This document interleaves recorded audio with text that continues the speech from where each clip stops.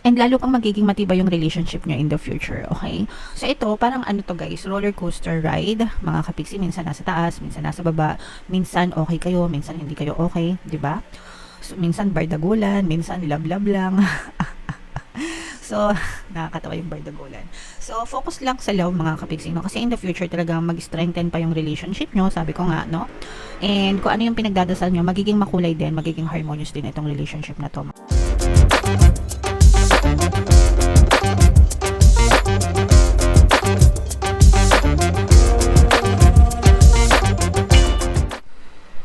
Hello guys, hello Cancer. Welcome back to Pinay Pixie Tarot. Ang pamagat ng episode natin for tonight is story mo ba to? Ito isang timeless reading guys para sa Cancer, Sun, Moon, Rising, Sign, and Venus.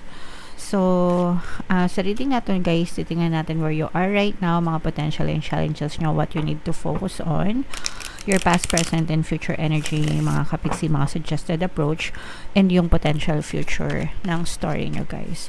So, shuffle natin to. Hanapin natin yung energy ng Cancer. Ito guys. So, Cancer, kayo ay na-represent ng Mother of Cups sa ating spread. Comment down below guys if naka-resonate kayo sa story, no? If hindi nyo story, dead man na lang sa reading mga kapiksi. So, where you are right now mga kapiksi, for some of you guys, pwedeng ang focus ng attention nyo ngayon is yung love life nyo, mga kapiksi, okay? Or yung inyong relationship with a specific person. Not necessarily love life guys, pero parang developing a relationship with a specific person. So let's say for example, baka gusto mong ma-develop yung deep friendship mo sa isang kaibigan, ganyan, or mas pinapahalagahan mo right now yung socialization or connecting with friends, ganyan. And for some of you naman, pwedeng love life talaga, mga kapiksi. Okay? Alright. Potential and challenges, maaaring water sign din yung person nyo, mga kapiksi, or yung another person involved. Water sign, energy, Cancer, Pisces, Scorpio. Pero for some of you guys, parang I'm also sensing na this is your energy, mga kapiksi. Ibig sabihin, you will attract the love that you want sa relationship or sa buhay mo kapag ka binibigay mo din yung pag-ibig na yon sa sarili mo. You get what I mean, mga kapiksi, di ba? Kaya nga sinasabi nila na don't chase, attract instead, okay? If you give yourself the love and respect, people will also give it back to you, mga kapiksi. So, that's why, yeah, so, kumbaga, palakasin mo yung work on yourself if you really want to attract the relationship, no? Kaya you have to work on yourself, love yourself, ayusin mo yung sarili mo, ayusin mo yung pakiramdam mo sa sarili mo, ayusin mo yung pagtingin mo sa sarili mo. It's not just physical, no? Hindi lang yan sa physical, mga kapiksi. It's about energy. Sabi nga nila, di ba, be the energy that you want to create.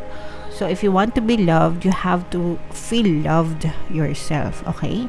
And magagawa mo yun kapag binibigay mo yun sa sarili mo. Naintindihan nyo ba guys? Comment down below if naintindihan nyo mga kapiks. And what you need to focus on guys, kung gusto nating magkaroon ng harmonious relationship sa ibang tao, kailangan natin yung pagiging compassionate guys, no?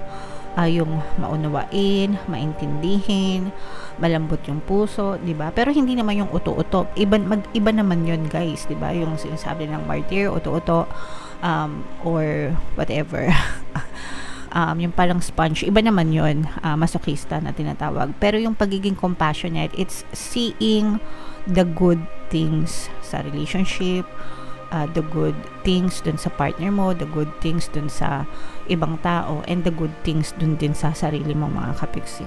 So, kumbaga parang mas binibigyan mo lang ng importansya or ng energy, ng attention, yung magagandang bagay kesa dun sa mga nega, no? So, let's say for example, sa isang relationship, imbis na pagbuhusan mo ng attention yung mga pinag-aawayan nyo ng jowa nyo, bakit hindi mo na lang tingnan yung mga magagandang ugali ng jowa mo, 'di ba? So ganun yung ibig sabihin ng mga kapiksi. So yun yung kailangan mong i-focus para ma-develop din yung harmonious na relationship with your person or with any people sa paligid nyo, guys. in your recent past, yung iba sa inyo guys, parang feeling ko nagkaroon na ng separation, no?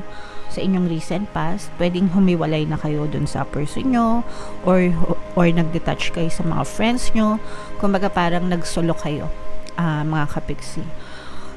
And parang doon nyo na-realize na dun sa mga times ng pagsusolo, while may maganda siyang naidulot sa inyo, kasi pwedeng naging kalmado kayo, pero you realize na kailangan nyo pa rin ng ibang tao sa paligid nyo to make it more colorful, di ba?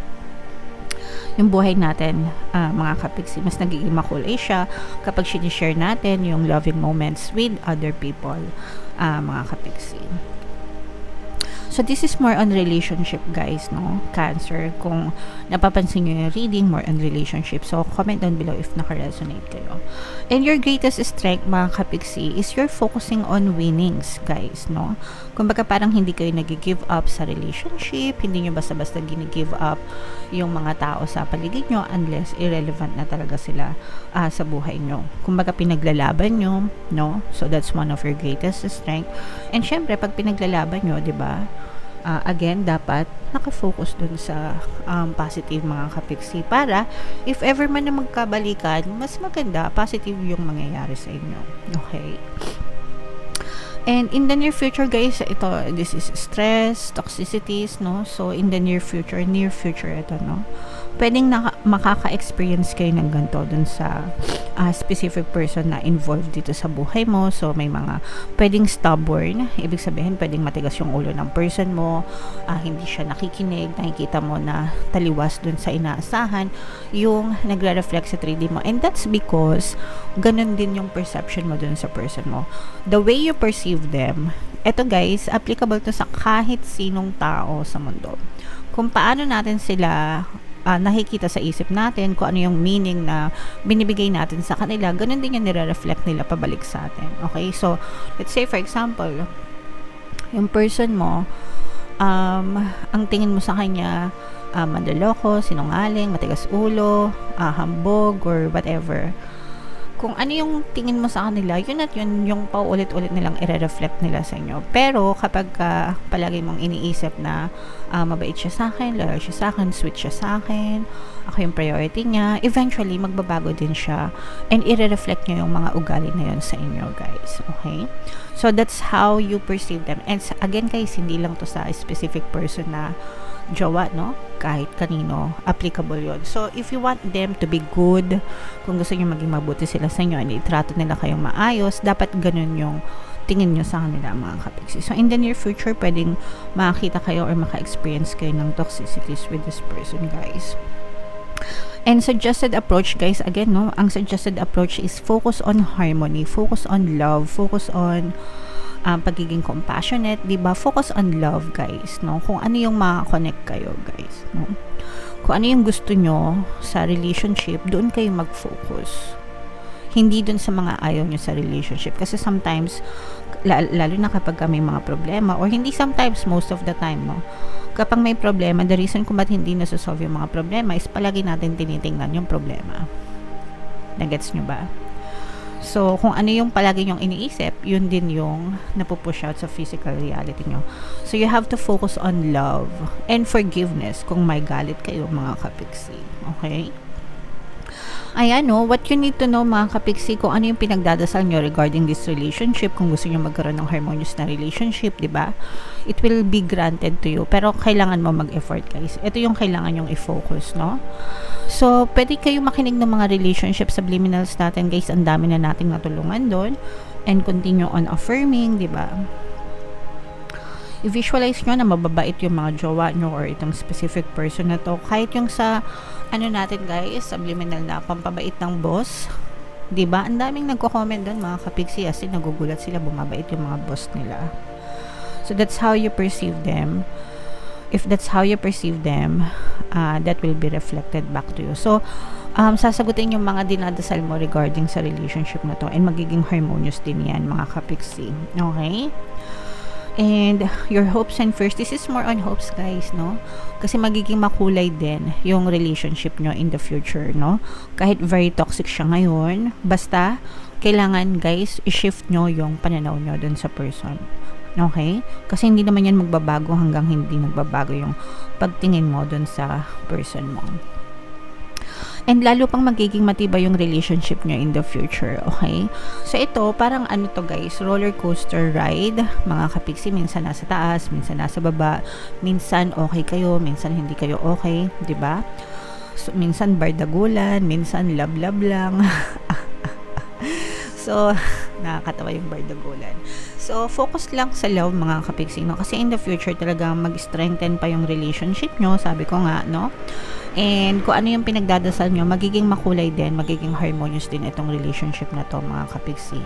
And actually, nakakatulong pa sa relationship nyo yung mga pag-aaway nyo kasi lalo pang madidevelop yung parang deep feelings and deep understanding nyo sa isa't isa. Alright? So, i-mind nyo na yan guys, mind harmonious relationship, mind matibay na relationship, mind happy relationship, no? Mind nyo na yan guys sa comment section. Tingnan natin, additional message for you, Cancer. Shuffle natin to guys habang sinashuffle ko to. Panoorin nyo muna guys yung video natin regarding sa ating paano mag-manifest ng abundance video course.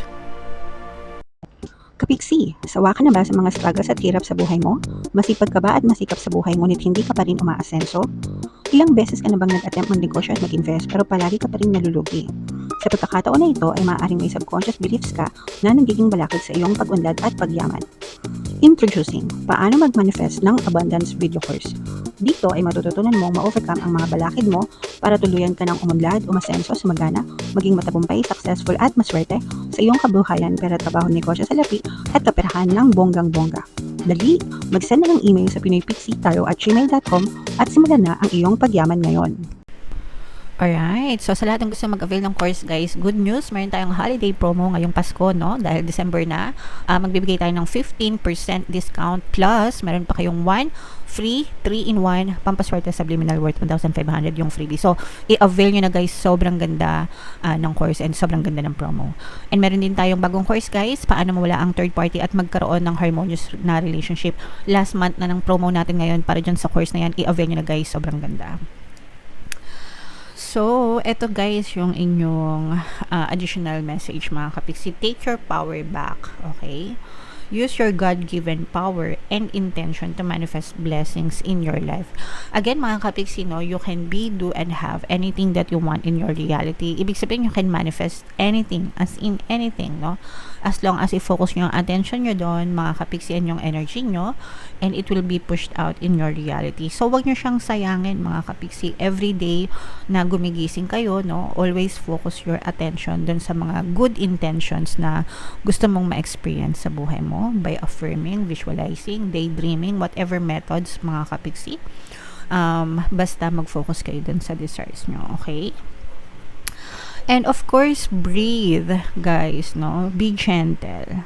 Be gentle with yourself. Take several deep breaths and exhale slowly to awaken your energy and release old patterns. So, hinga-hinga ng konti, relax, guys, meditate, di ba?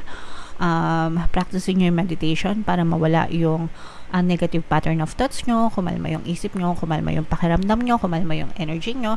Kapag nasa ganyang state kayo guys, mas mabilis nyong mamamanifest yung mga desires nyo. Meron tayo guys, Tagalog guided meditation dito sa channel natin, pampawala ng stress and anxiety. Kung sobrang stress na kayo sa buhay guys, pwede nyong pakinggan yun, makakatulong yan sa inyo mga kapiksi. Sa homepage lang natin, okay? Alright, so comment down below guys if feeling nyo naka-resonate kayo dyan sa mga messages na yan. And yung mga pinapamind-mind ko sa inyo, ito guys, harmonious relationship, loving relationship, strong na relationship, diba? So, i-mind nyo na yan guys sa comment section. Ito yung ating 2025 kapalaran guys, panoorin nyo na. And ito naman yung ating success stories ng paano mag-manifest ng abundance video course. Click here to subscribe guys, and ito yung ating mga pampaswerte subliminals. Thank you for liking, sharing, and subscribing, and see you again next time. I love you all mga kapiksi. Have a nice day. Bye bye.